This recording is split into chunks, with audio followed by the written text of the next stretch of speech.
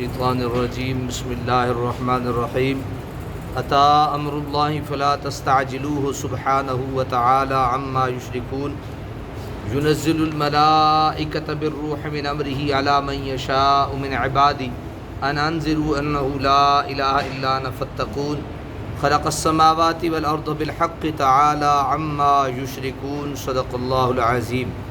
آیت نمبر 1 سے لے کر آیت نمبر 3 تک سورہ نحل ہے اور پارہ 14 ہے، اور آج ہم سورہ نحل کا آغاز کر رہے ہیں۔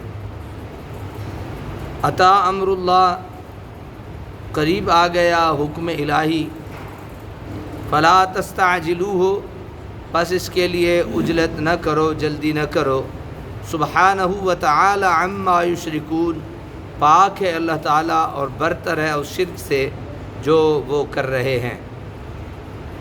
حضور نبی اکرم صلی اللہ علیہ وسلم سے کفار بار بار مطالبہ کیا کرتے کہ ہم آپ کو نبی برحق تسلیم نہیں کرتے، آپ جس عذاب کی دھمکیاں ہمیں دیا کرتے ہیں وہ لے آئیے۔ اللہ تعالیٰ کے نزدیک تو ہر کام حکمت سے اور اپنے اپنے وقت پر ہوتا ہے، ان کی اس قسم کی طفلانہ حرکتوں سے اللہ تعالیٰ کے فیصلے بدل نہیں جایا کرتے۔ چنانچہ ہجرت سے پہلے جو 12-13 سال مکہ میں گزرے، ان میں اگرچہ کفار کی طرف سے دل آزاریوں اور ستم رانیوں کی انتہا ہوتی رہی، لیکن اللہ تعالیٰ کا حلم انہیں برداشت کرتا رہا اور اپنے محبوب مکرم صلی اللہ علیہ وسلم کو صبر کرنے اور انتظار کرنے کی تلقین کی جاتی رہی۔ مکہ مکرمہ کو چھوڑنے کی ساعت آ پہنچی۔ چند ماہ بعد اللہ تعالیٰ کا رسول یہاں سے کوچ کرنے والا ہے۔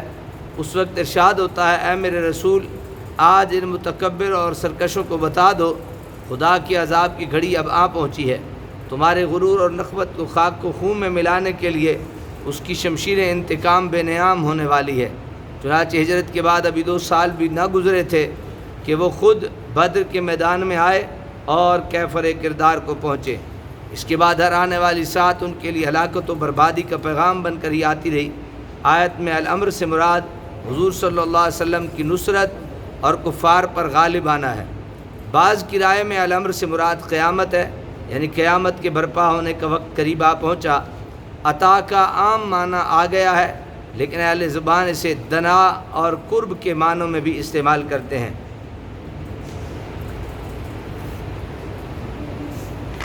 ينزل الملائکۃ بالروح من امرہ علی من یشاء من عبادہ، اتارتا ہے فرشتوں کو روح یعنی وحی کے ساتھ اپنے حکم سے، علی من یشاء جس پر چاہتا ہے، من عبادہ اپنے بندوں میں سے، ان انذروا انہ لا الہ الا انا فاتقون، کہ خبردار کرو لوگوں کو کہ نہیں کوئی معبود سوائے میرے، پس مجھ سے ہی ڈرا کرو۔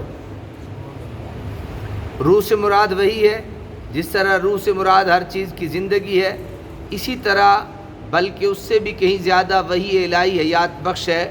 زندہ ہونے کو تو لوگ نزول قرآن سے بھی زندہ تھے، پہلے بھی زندہ تھے، لیکن اس روح پاک کے نزول کے بعد حجاز کے صحراؤں میں جس حسین و جمیل زندگی کے چمنستان آباد ہوئے، اس سے تو دنیا کی نگاہیں آشنا نہ تھیں۔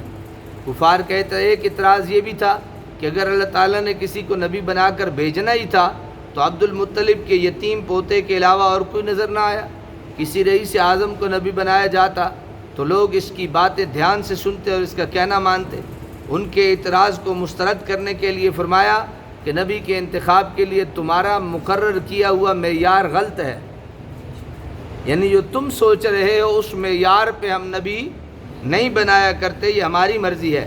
نبی تو وہ بنتا ہے جس کو اللہ تعالیٰ خود نبی بنانا چاہتا ہے، جسے وہ ان قوتوں اور استعدادوں سے مالا مال کر کے پیدا کرتا ہے جو بار نبوت کو اٹھانے کے لیے ضروری ہیں۔ نبی آ کر اپنے لیے جائیدادیں نہیں بناتا، جیسے جھوٹے نبیوں کا شیوا ہے، وہ اپنے لیے ناحق برتری کے دعوے نہیں کرتا۔ اس کی بعثت کی ایک ہی غرض ہوا کرتی ہے کہ وہ لوگوں کو اس حقیقت سے خبردار کرے کہ اللہ تعالیٰ کے بغیر اور کوئی خدا نہیں، وہی ایک خدا ہے، اور انسان کو اسی کی نافرمانی اور حکم عدولی سے ڈرنا چاہیے۔ خلق السماوات والارض بالحق، اس نے پیدا فرمایا آسمانوں کو اور زمین کو حق کے ساتھ۔ تعالی عما یشرکون، وہ برتر ہے اس شرک سے جو وہ کر رہے ہیں۔ اللہ تعالی عمل کی توفیق عطا فرمائے۔